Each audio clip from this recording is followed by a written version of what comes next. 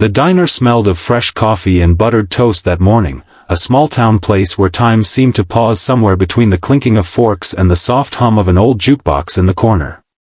At a corner booth, sitting tall even though his back was slightly bent with age, was Mr. Henry Carter, an 81-year-old veteran who carried the weight of wars most people his age never had to see.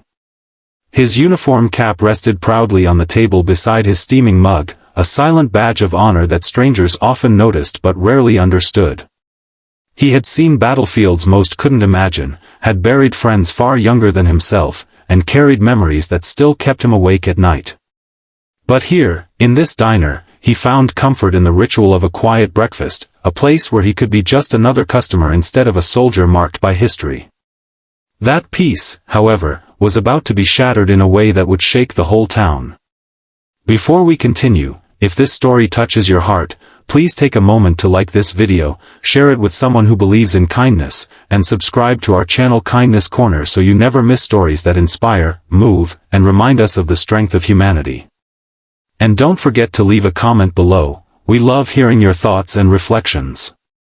Henry had just lifted his fork when a group of rowdy young men barged through the door. They weren't regulars, and their presence was like a dark cloud drifting into a clear sky.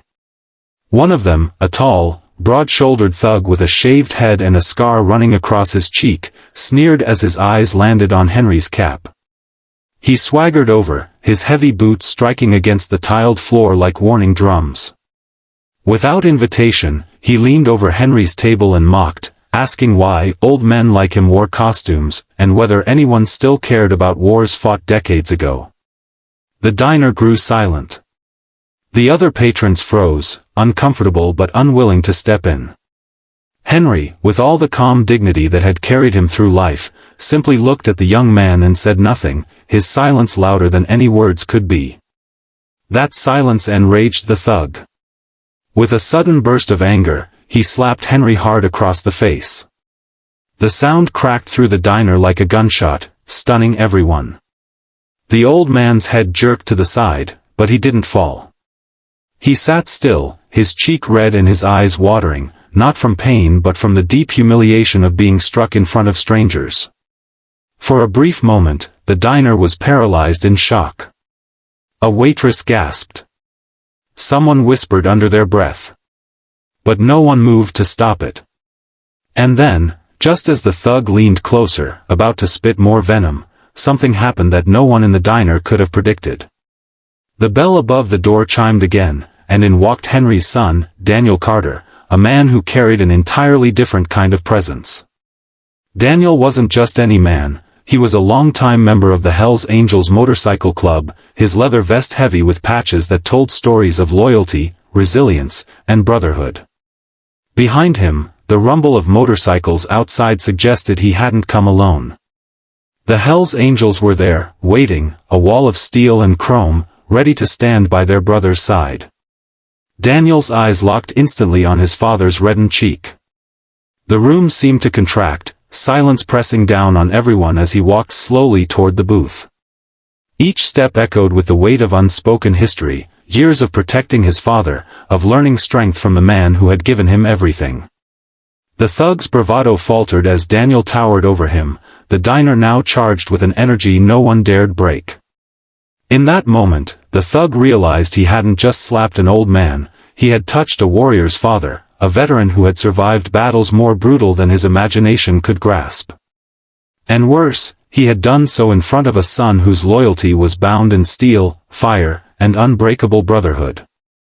Henry, still calm despite the sting on his cheek, placed a wrinkled hand gently on his son's arm as if to keep him from exploding into violence. His voice was steady, even tender, "Daniel, let it be. He doesn't understand." But Daniel's chest heaved, his jaw clenched so tight it seemed to grind stone. The Hells Angels weren't just outside, they were watching through the glass, their presence like a storm waiting to break. The thug, realizing the situation had turned against him, tried to laugh it off, mumbling something about a joke.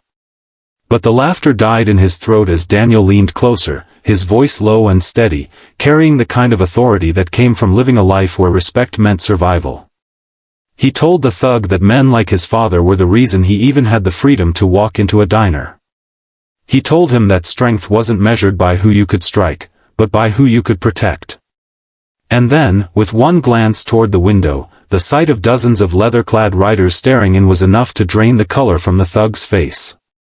The once loud troublemaker now shrank, a small figure in the presence of giants. Henry, however, wasn't finished. With quiet dignity, he lifted his head and spoke to the entire diner, his voice carrying the weight of generations.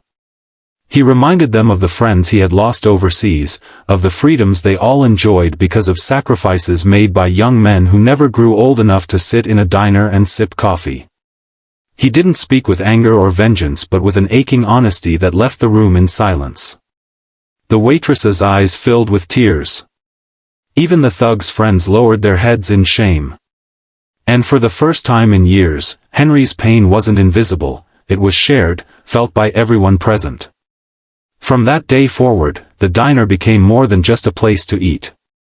It became a place where the story of Henry Carter was told and retold, a reminder that respect is not given to the loudest voice but to those who earned it with sacrifice. The thug never returned, too humiliated by what had happened, and word spread through the town of the morning an old veteran stood taller than violence, with his son and the Hell's Angels standing as his shield. The bond between father and son deepened that day. Daniel often told people that he never needed his father to prove he was strong, because every scar Henry carried proved it already. And Henry, in his final years, found comfort knowing that even in a world that sometimes forgot men like him, his story would not fade. It lived in the diner's walls, in the quiet nods of respect from strangers, and in the roar of motorcycles that sometimes pulled up outside just to share a cup of coffee with him.